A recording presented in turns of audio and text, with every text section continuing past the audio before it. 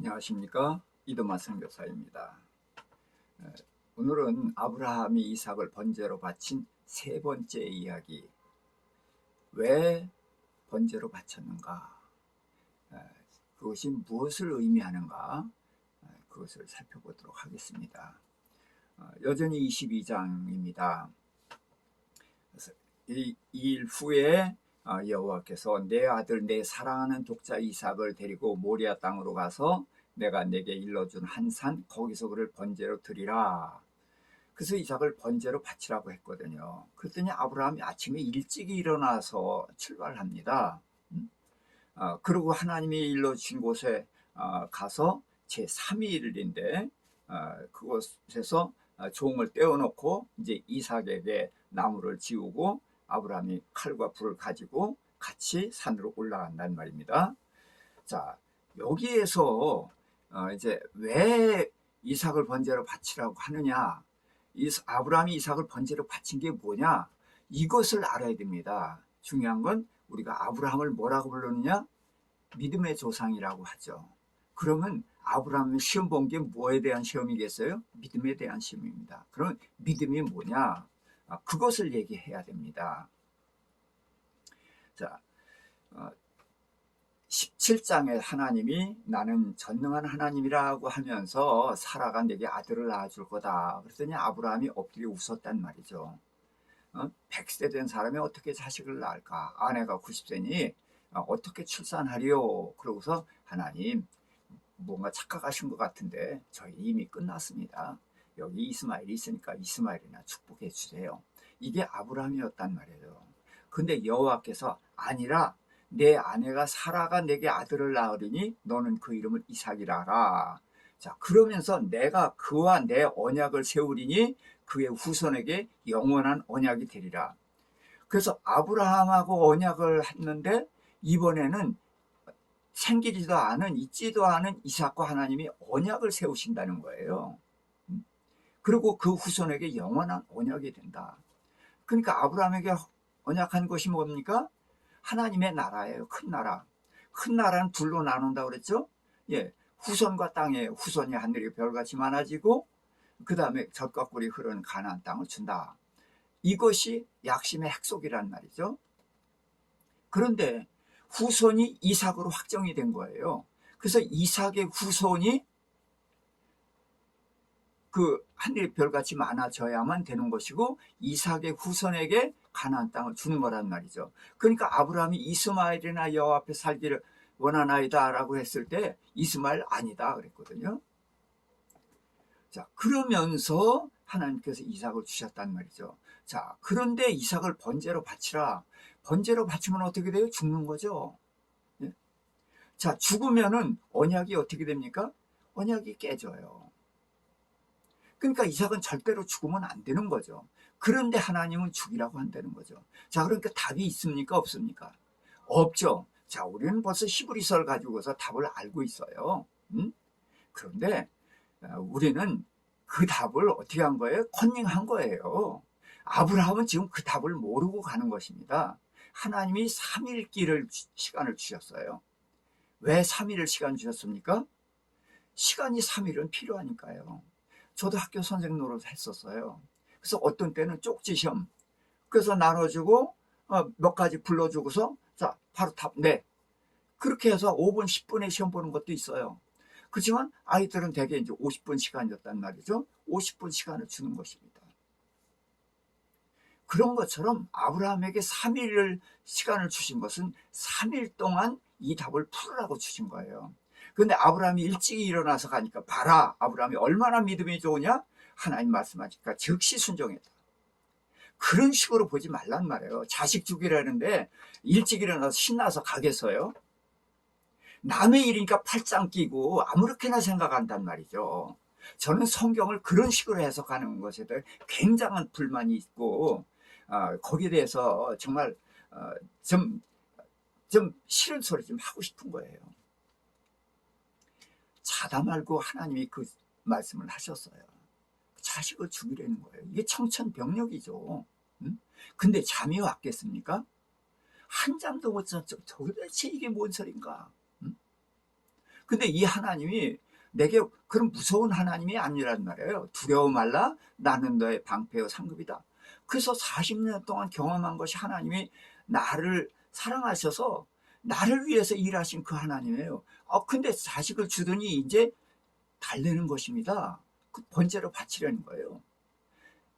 자, 이건 도저히 이해가 안 되는데 그렇다고 답이 나온 것도 아니고 한잠도 못 잤을 것입니다. 그런데 왜 일찍 떠날까요? 그것은 사라 때문에 그렇습니다. 자, 아브라함이 자식을 번제로 바치라는데 얼굴이 어떻게 됐겠어요? 사색이 다 됐죠. 응? 그럼 사라가 얼굴 쳐다보고 여보 뭔 일이 있어? 그럼 곤란해져요.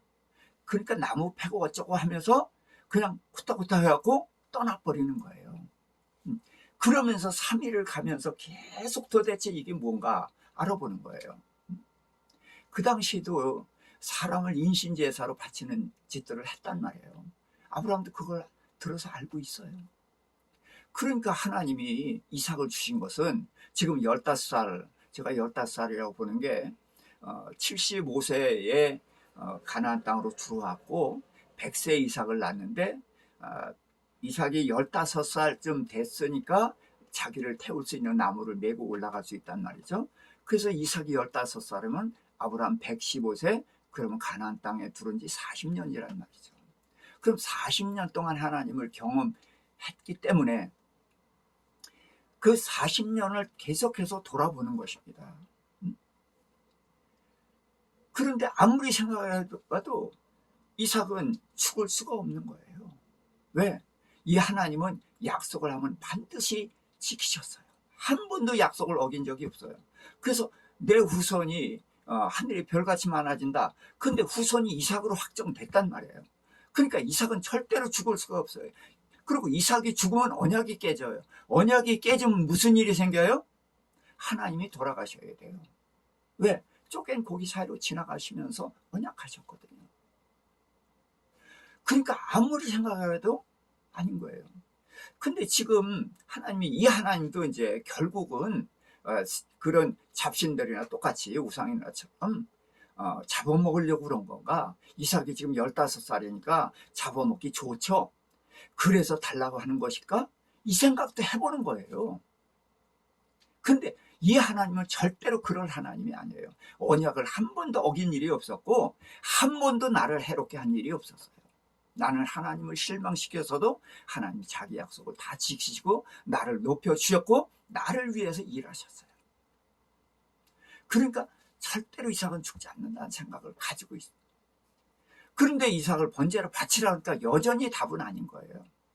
자, 그러면서 이제 산으로 올라갑니다. 왜 사환들을 떼어놓습니까? 가서 무슨 일을 할지 몰라요. 정말로 죽이게 될지 아니면 하나님이 됐다 이제 내려가라 하실지 모르는 거예요. 그러니까 만일에 죽여야 되는 상황에 있으면은 이 사환들이 가만히 있겠어요? 말리겠지? 그러면 안 되니까 내가 가서 하나님께 경배하고 돌아올 테니까 너희는 여기 있어라. 그랬단 말이에요. 자, 그런데 이제 산으로 올라간데 이삭이 물어요. 아빠, 왜? 불과 나무는 있는데 왜 번제할 어린 양은 어디 있어요? 이렇게 묻거든요. 자, 이삭은 아버지를 따라다니면서 제사를 계속 드려봤어요. 자기가 하나님에 의해서 태어났다는 것을 들어서 알거든요. 그래서 이렇게 할아버지 할머니에게 내가 태어나게 하신 것은 하나님이 하셨다. 근데 아버지가 그 하나님께 제사 드릴 때 아빠 나도 갈게 나도 가. 그래서 따라다니면서 제사를 드려서 하나님께 제사 드리는 것을 봐서 알고 있어요. 자, 그런데 지금 산으로 올라가는데 여기는 양이 없어요. 대개는 집에서 양을 가지고 왔는데 가끔은 중간에서 양을 사서 드리기도 했었거든요. 근데 여기는 양을 살 데가 없는 거예요.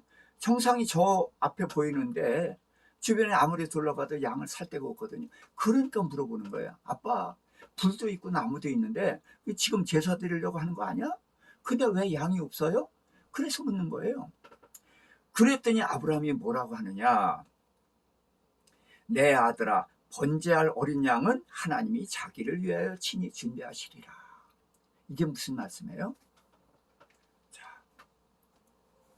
이삭에게 내가 널 번제로 바칠 거야 얘기할 수는 없겠죠. 그러니까 그냥 적당히 둘러대는 것이다? 아닙니다. 그런 뜻이 아니에요.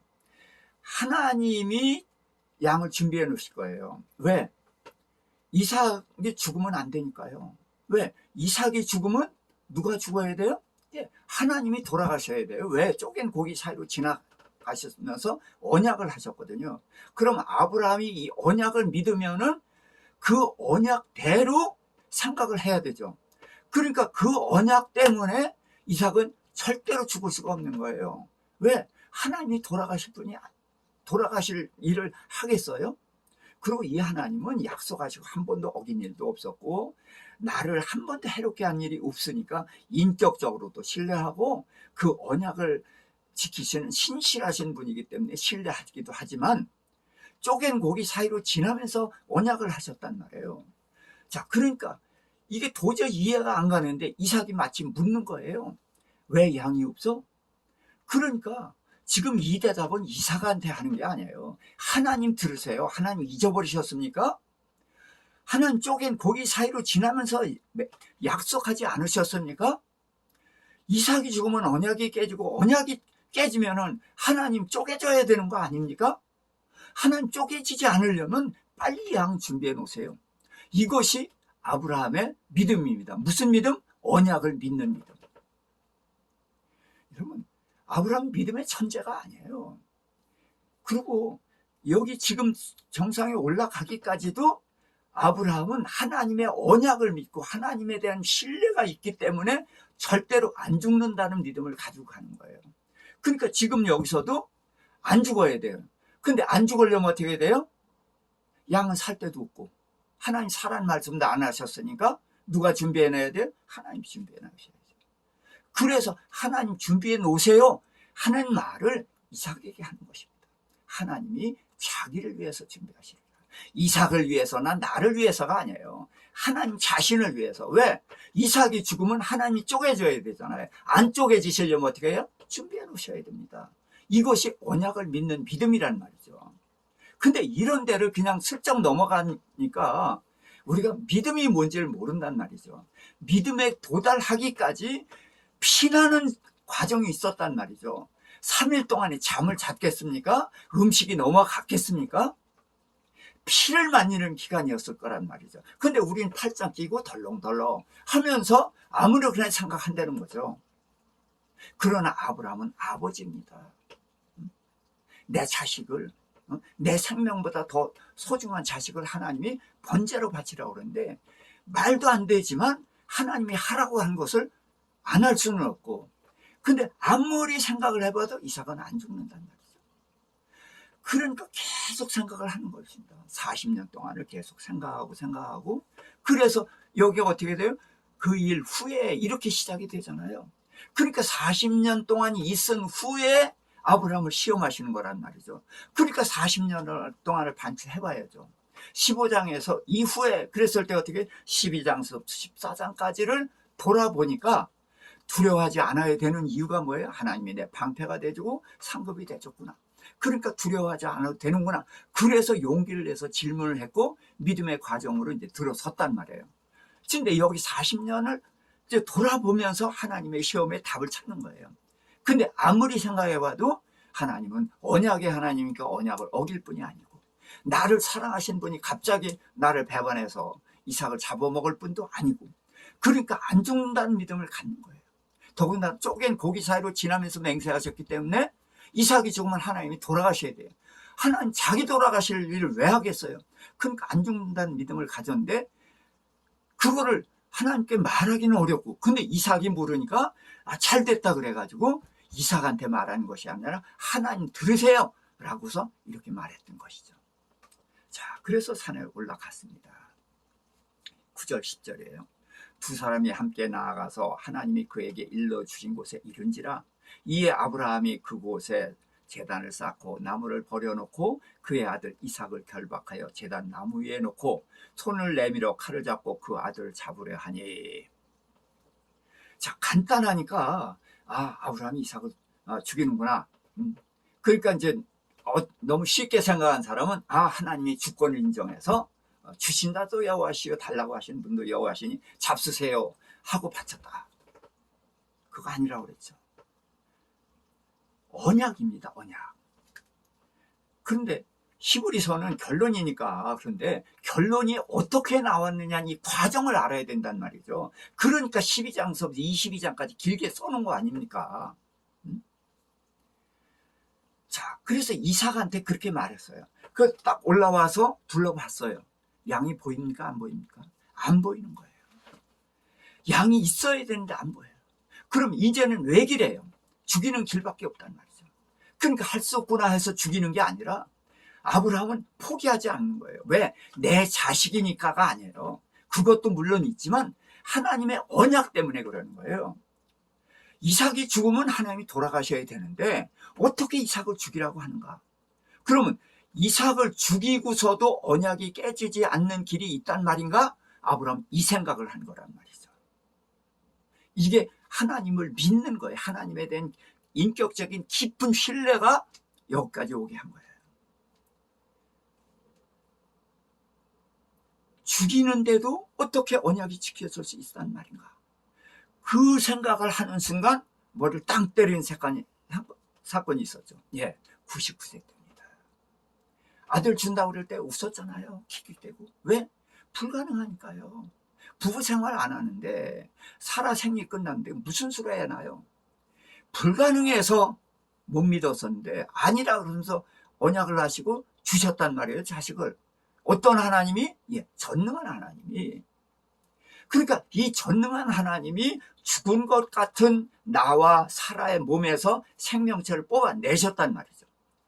그런데 이 전능한 하나님이 내가 지금 이삭을 번제로 바치라고 죽이고 태워서 제가 되기까지 기다린지 모르겠지만 그랬을 때에 전능하신 하나님이 제 가운데서라도 다시 이삭을 다시 살려서 일으키셔서 언약을 지키실 것이다. 그리고 나를 사랑하신 하나님이 이렇게 해서 배반하실 하나님이 절대로 아니다. 그 하나님에 대한 인격적인 신뢰와 언약을 지키시는 하나님에 대한 깊은 신뢰가 이 부활의 신앙을 창출해내게 했던 것입니다. 그래서 이삭을 묻고 제단 위에 놓고 칼을 빼들고 이삭을 잡으려 했습니다. 자, 여기까지만 오늘 하겠습니다. 이삭을 죽이려고 한 자리 죽였습니다. 사실은 왜 이제 여기까지만 하냐면 뒤에 이야기가 또 굉장히 중요하기 때문에 오늘 여기까지만 하겠습니다.